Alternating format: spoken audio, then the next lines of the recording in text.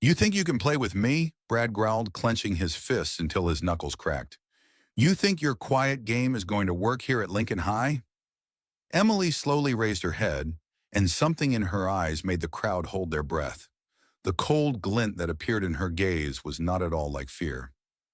I'm not playing, Brad. Her voice sounded surprisingly calm. I was just hoping you wouldn't make me show who I really am. And who are you? He drawled mockingly, unaware that in 5 minutes he would be lying on the ground, and the whole school would be talking about only one thing. The most interesting part is coming. Stay tuned to find out how it all ended. In the meantime, like and subscribe to the channel so you don't lose it. It all started on a Monday morning at Lincoln High School in the small town of Maplewood, Ohio. The fog hadn't yet cleared when 16-year-old Emily Harris walked through the doors of her new school. Her family had just moved from Detroit after her mother got a job at a local hospital. And for Emily, this was her fourth move in 3 years. Nothing about her looked out of place. She was of average height, slim, with brown hair pulled back into a simple ponytail, wearing regular jeans and a nondescript sweatshirt. She tried to blend in, to avoid attracting attention, and to speak softly when teachers spoke to her. But what no one knew would shock everyone at this school. Emily was the reigning Michigan Junior MMA champion. 4 years of intense training at one of Detroit's top gyms had turned her into a dangerous opponent, even for adult fighters. Her signature left punch could break a rib, and her ground fighting technique delighted her coaches. But at her mother's insistence, they agreed to keep it a secret in their new place. Let's start with a clean slate, honey, her mother pleaded. You know how people react when they find out about your abilities. Let's just be a normal family. Emily agreed, although something inside her protested. In Detroit, she was respected precisely because she never allowed herself to be offended. But here in Maplewood, she was just the new girl. The problems began on the first day. Emily was sitting alone at a table in the corner of the cafeteria during lunch when a tall, broad-shouldered guy with a short haircut and a cheeky look approached her. He was followed by two friends, one short and wiry with permanently narrowed eyes, the other taller, with a sly face and a cheeky smile. Hey, new girl, the leader said loudly, plopping down on the chair opposite. I'm Brad Thompson. This is my school, my rules, and these are my friends Kyle and Jake. Emily looked up from her sandwich. Nice to meet you. I'm Emily. Emily, Brad drawled, tasting the name. Where are you from? Detroit. Detroit? Kyle laughed. So you're from the big city? You think you're better than us? I don't think so, Emily answered quietly, continuing to eat. And I think you are. Brad leaned toward her. See, baby, we have a simple system here. Newbies have to show respect, especially those who come from the big cities and think they're cooler than everyone else. Emily felt something clench inside her. That tone, that brazenness. It was all painfully familiar, but she'd promised her mom. I don't want to bother anyone, she said, moving to stand. Where are you going? Jake put his hand on her shoulder, holding her down. This conversation isn't over yet. What exactly do you want? Emily's voice took on a steely edge, but the boys didn't notice. Just respect, Brad smirked. Let's say $5 a day for protection. You see, anything can happen to a lonely girl at a new school. Emily slowly looked over their faces. Brad's eyes were confident, like a predator who knows his prey can't fight back. Kyle was smirking, anticipating the fun. Jake was just waiting for her to break. I need to think about it, she finally said. Sure, Brad generously allowed. You have until tomorrow. And Emily. He leaned closer, his breath hot on her face. Don't you dare complain. The teachers here love us. My dad sponsors the school football team. After they left, Emily sat for a few more minutes, clenching her fists under the table. She could end it right then. One well-placed hit, and Brad would spend the rest of the day in the infirmary. But the promise she had made to her mother held her back. After school, she walked home, thinking about the situation. $5 a day was $150 a month. Over the course of the school year, it would add up to over $1,000. And this was just the beginning. She knew people like Brad. If she let up now, it would only get worse later. At home, her mother was already making dinner. Dr. Sarah Harris looked tired after her first day on the job, but she smiled at her daughter anyway. How's school going, honey? Fine, Emily lied. Typical first day. Any friends? Too early to tell. Her mother looked at her daughter carefully. Over the years, they had learned to understand each other without saying a word. And now Sarah felt that something was wrong. If there's a problem, it's okay, Mom. Emily couldn't sleep that night, though. She lay staring at the ceiling and thought about Brad's face, his confident smile, his cocky gaze, his tone of voice. In Detroit, she would have solved this problem by now.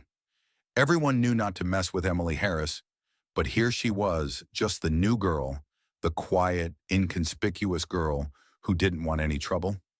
Tuesday morning, the situation escalated. Emily had just entered the school building when Brad and his friends intercepted her at the stairs. "So, have you thought about it?"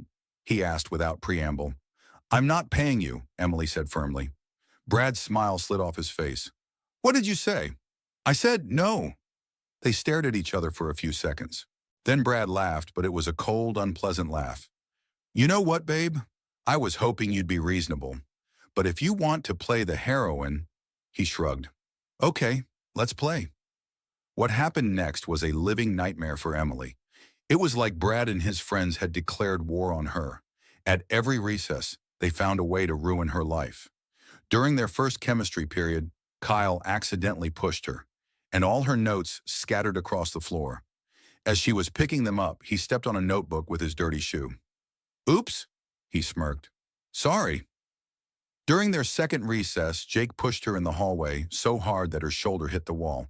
It hurt a lot, but Emily just gritted her teeth. "Watch where you're going," he said as he passed by. The situation reached its peak in the cafeteria at lunch.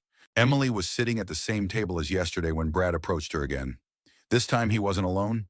Half the football team was with him. "Did you hear that? We have a new girl who doesn't want to follow the traditions," he said loudly for everyone to hear. "She thinks she's too good for our rules." The conversations at the neighboring tables died down. Everyone turned to look at what was happening. "Brad, please," Emily said quietly. "I just want you to know your place." He leaned toward her. "You see, when someone ignores my requests, it reflects poorly on me." He picked up her plate of food and slowly dumped the contents into her lap. Hot soup spilled on her jeans, and pieces of vegetables fell to the floor. "Ouch!" Brad pretended to be upset. "How awkward!" The cafeteria exploded with laughter. Someone even started filming with a phone. Emily sat motionless, feeling the hot soup seeping through her clothes. Fury was growing inside her. Cold, controlled, but no less dangerous for that. "Why are you sitting there?" Brad continued to mock. "Clean up after yourself." Emily slowly stood up. Soup was dripping off her jeans, leaving wet spots on the floor. They were still laughing around her, but she didn't pay attention. She only looked at Brad. "You made a big mistake," she said quietly, but her voice cut through the noise like a blade. "What are you going to do?" he laughed. "Will you tell the principal? Will you call Mommy?" Emily said nothing. She simply picked up her backpack and walked out of the cafeteria, leaving puddles of soup and sounds of laughter behind her. In the restroom, she tried to wash the stains away, but to no avail. Her hands were shaking, not from fear, but from barely contained rage. 4 years of training had taught her to control her aggression, to channel it in the right direction. But now this control was difficult. She took out her phone and dialed the number of her former coach in Detroit. "Master Johnson, this is Emily Harris." "Emily, how are things at the new school?" "Not so good. I have a problem with the local bullies." There was silence on the line. Master Johnson had known Emily since she first came to the gym, a skinny 12-year-old girl who wanted to learn how to defend herself after getting beat up by older kids. "What exactly is going on?" Emily gave a brief outline of the situation. When she finished, the coach sighed. "Listen carefully, girl. I know your mother asked you to keep your skills a secret, and that is wise. But there are times when secrets become dangerous." "What do you mean?" "If you continue to tolerate them, they will only become more brutal. Only force stops the likes of this Brad. But remember, if you decide to act, do it smartly. Not in school, not in front of witnesses, and do not cause serious harm." "I remember your lessons." "Good. And Emily, no matter what happens, you protect yourself. It is your right." Emily spent the rest of the day thinking. By the end of class, she had made a decision. She couldn't take it anymore. After school, she stayed in the library pretending to do her homework. In reality, she was waiting for most of the students to leave. She needed to talk to Brad alone. Around 4 p.m., she walked out of the building. The parking lot was almost empty, just a few cars of teachers and seniors. She knew Brad usually stayed late after school. He had soccer practice. Emily walked to the athletic building and peered into the gym window. Practice was over. The players were heading to their locker rooms. She waited another half hour until she saw Brad leaving the building alone. Apparently, his friends had already left. "Brad!" she called. He turned and grinned when he saw her. "Oh, look who's here! The soup bowl's back for more." Emily came closer. They were alone in the empty parking lot. "I need to talk to you." "About what?" Brad crossed his arms over his chest. Even alone, he felt confident. After all, what could a skinny girl do to him? "About what happened in the cafeteria today." "What's wrong with him?" "I thought it was pretty funny." "For you, maybe, but not for me." Brad took a step forward, towering over her. At 6 feet tall, he towered over Emily by almost a head. "Listen here, kiddo. I tried to be nice to you, offered you a simple solution. Pay up and get on with your life. But you decided to play the heroine. Now we're going to have to do this the hard way." "The hard way?" "Tomorrow the whole school is going to know that the new girl from Detroit is a real loser. I'm going to tell everyone about you sitting in a puddle of your own soup and not being able to do anything. I'll post a picture on social media. I think Turney Bowl will love it." Something changed in Emily's eyes. Brad noticed it, but he misinterpreted it. "Oh, you're scared. Too late, baby. You should have thought of that sooner." "You know, Brad," Emily said, her voice strangely calm, "I have a proposition." "What proposition?" "You're in no position to be proposing anything right now. One-on-one. Right here, right now. If you win, I'll pay you $10 a day instead of $5, and I'll do whatever you say." Brad raised his eyebrows in surprise. "And if you win, you leave me alone forever and apologize to the entire school for what happened today." Brad burst out laughing. "Are you serious? You want to fight me? I want to end this once and for all. Girl, I've been playing football since I was 10. I'm coached by a former NFL player. I bench press 300 pounds and you—" He gave her a disdainful look.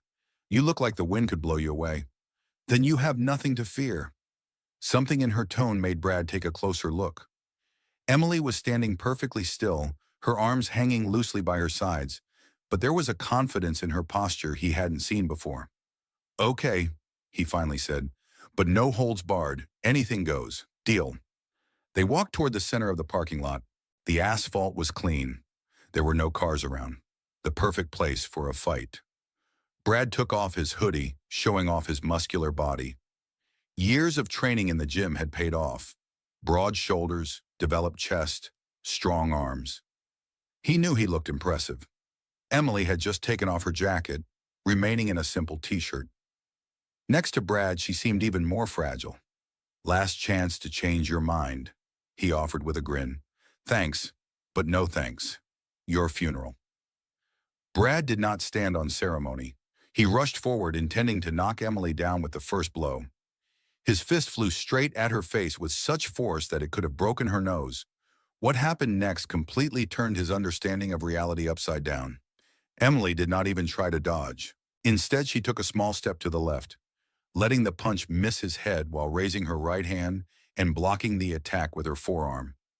The movement was so fast and precise that Brad didn't have time to realize what was happening. And then Emily struck back. Her left hand shot forward like a piston, aiming straight for his solar plexus. The blow was short, but monstrously powerful.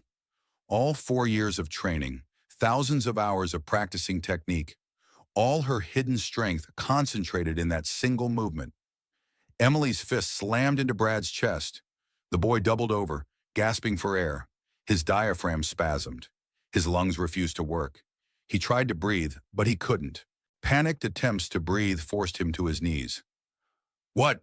How?" he croaked, still not understanding what had happened.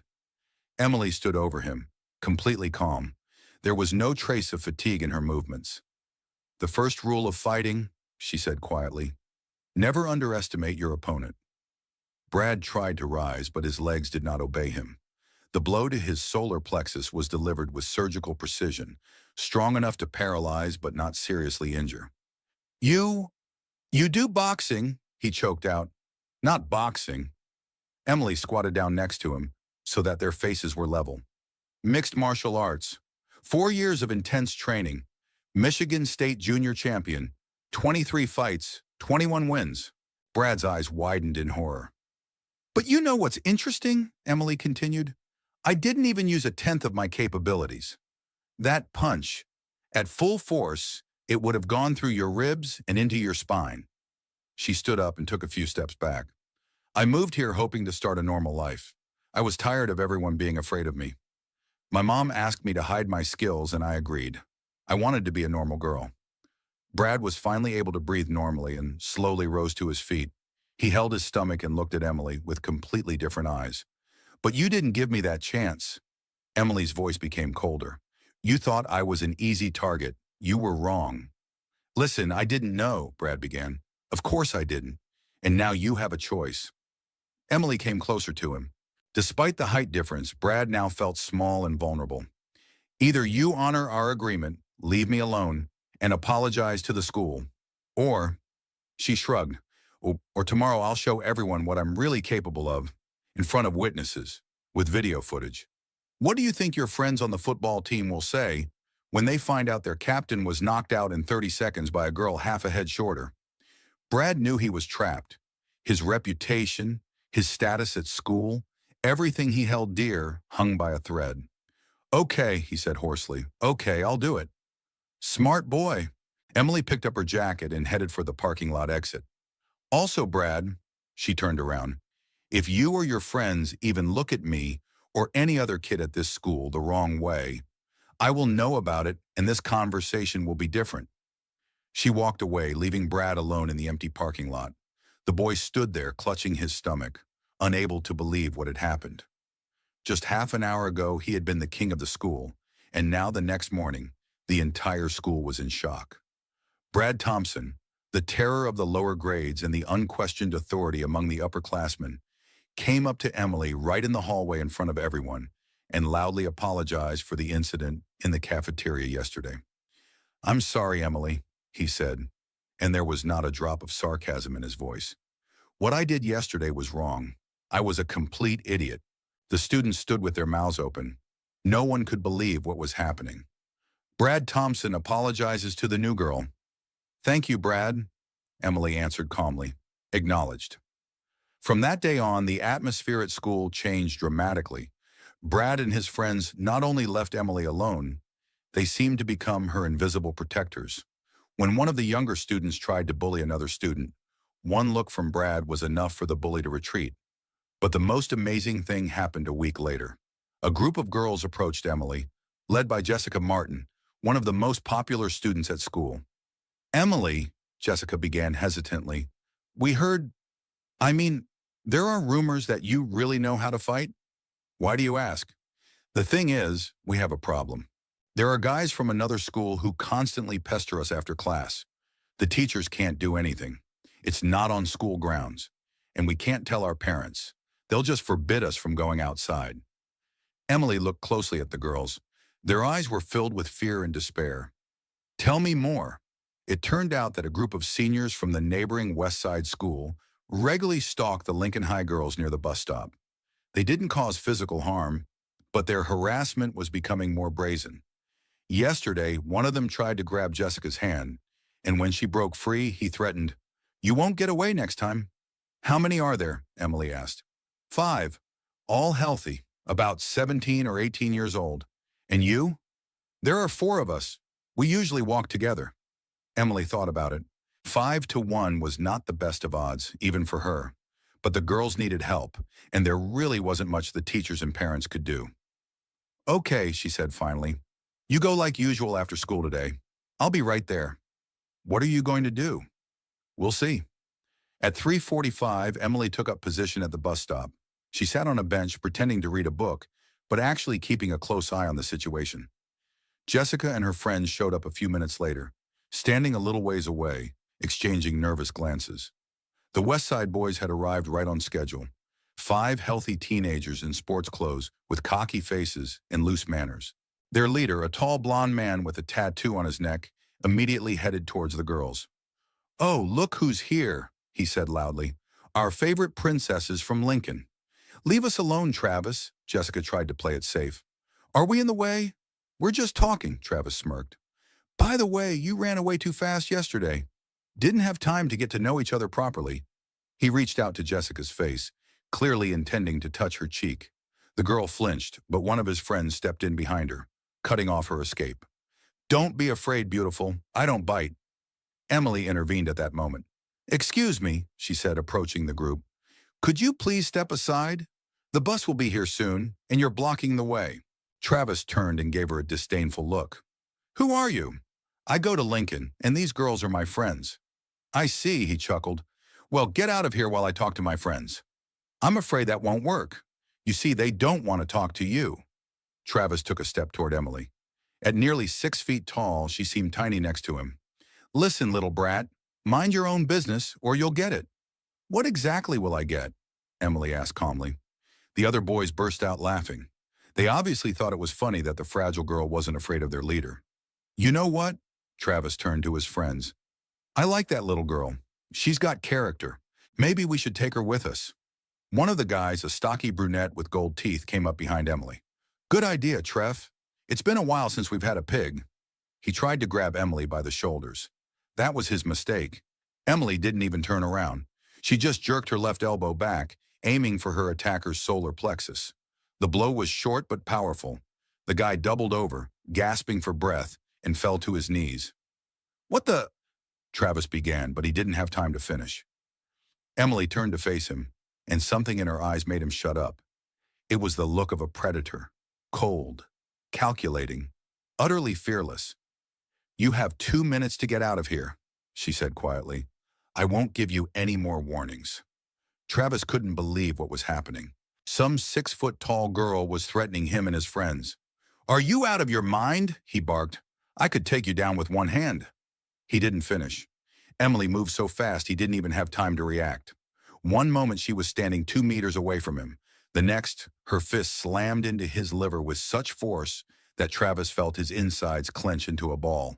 He doubled over, gasping for air, and immediately received a second knee to the face. The cartilage of his nose crunched. Blood began to flow from his nostrils. Travis fell on his back, trying not to lose consciousness. The entire attack took no more than 3 seconds. The other 3 guys stood in shock. Their leader, whom they thought invulnerable, was lying on the pavement in a pool of his own blood. "Who's next?" Emily asked, turning to face them. No one moved. They had seen what had happened to Travis, and they knew. This girl means business.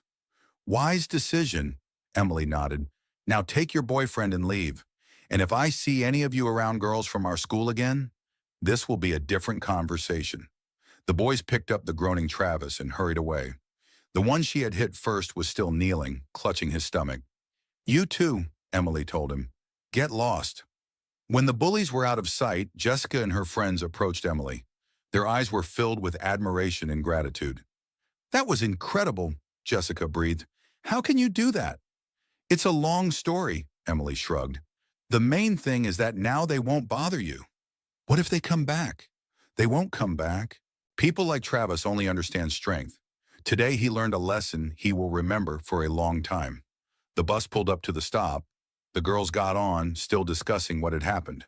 Emily stayed behind to wait for the next bus. When she finally got home, her mother was already making dinner. "How are things at school?" Sarah asked as usual. "Better," Emily answered. "A lot better." Her mother looked at her daughter carefully. Something had changed in her over the past few days. Emily had become more confident, calmer. The tension that had been visible in her movements since her first day at the new school had disappeared. "Have you made friends with your classmates?" "Yeah, it turns out there are some pretty nice kids here." "I'm glad to hear it." Emily went up to her room. She sat down at the table and opened her textbook, but her thoughts were far from her homework. Today had changed her life at her new school for good. She no longer had to hide, pretend to be weak and defenseless. She could finally be herself. The next day at school, everyone knew about the incident at the bus stop. The story grew in detail with each retelling, but the gist remained the same. The new girl from Detroit had taken out 5 West Side seniors. Students from different classes approached Emily. Some just wanted to meet her. Others asked for advice on how to stand up for themselves. Girls asked if she could give a few self-defense lessons. Sure, Emily agreed. I think it would be helpful. She made arrangements with the school wrestling coach to use the gym after school. Within a week, she had a class of 20 people. Mostly girls, but a few boys too. Emily taught them the basics of self-defense, how to hold their hands, where to aim when attacking, how to break free from a hold. She explained that the most important thing in a fight is not strength, but technique and the ability to control the situation. Remember, she told her students, the best fight is the one you can avoid. But if a fight is unavoidable, hit first, hit hard, and finish quickly. The classes became popular not only with the students, but also with the teachers. The school's principal, Mr. Anderson, even suggested making self-defense an official part of the physical education program. Emily, he said, calling her into his office, what you're doing is very important. Kids these days need to be able to protect themselves. Thank you, Mr. Anderson. I talked to your mother. She told me about your achievements in Detroit. Why did you hide your abilities? Emily thought about it. I thought it would be easier, that I could live a normal life. And how is that? You know what I realized? Hiding who you really are is not living, it's existing. Real life begins when you stop being afraid to be yourself. The principal smiled. Wise words for a 16-year-old girl. I had to grow up early. A month after the incident with the West Side Boys, another event occurred that finally cemented Emily's reputation at school. Representatives from a major mixed martial arts federation were in town to put on a showcase and scout talented young fighters. The event was being held at a local sports center, and many of the Lincoln High students had come to watch. Emily hadn't planned to participate. She'd just come as a spectator, along with Jessica and some other friends. But when the organizers announced the ring was open to anyone who wanted to fight, the crowd of students began chanting her name. Emily! Emily! Emily! A representative from the Federation, former professional fighter Mike Rothner, noticed the commotion. What's going on? He asked. The guys want one of the students to get in the ring, one of the organizers explained. They say she's a state champion. I wonder how old she is. 16. Rothner frowned. She's too young for a serious fight, but we can arrange an exhibition sparring session with one of our girls. He approached the crowd of students. Where's this champion of yours? Jessica pushed Emily forward. There she is. Rothner gave Emily an appraising look. The short, slender girl in jeans and a plain t-shirt didn't look like a fighter at all. Are you really a state champion? I was in Michigan. What weight? 125 pounds. Okay, we have a girl about your weight. Do you want to do some light sparring? No punches to the head in protective gear? Emily looked at her classmates. Their eyes were filled with excitement and anticipation. They believed in her, and she couldn't let them down. Okay. A few minutes later, Emily stood in the center of the ring wearing a protective helmet and gloves. Her opponent was 20-year-old Kelly Rose, a budding professional with 4 amateur fights under her belt. Don't worry, kid, Kelly said during the warm-up. It's just an exhibition sparring session. Emily just nodded. She felt at home. The smell of sweat and leather, the bright lights, the noise of the crowd. All of this was familiar to her from childhood. The referee gave the command to begin. Kelly started cautiously, studying her opponent. She threw a few light jabs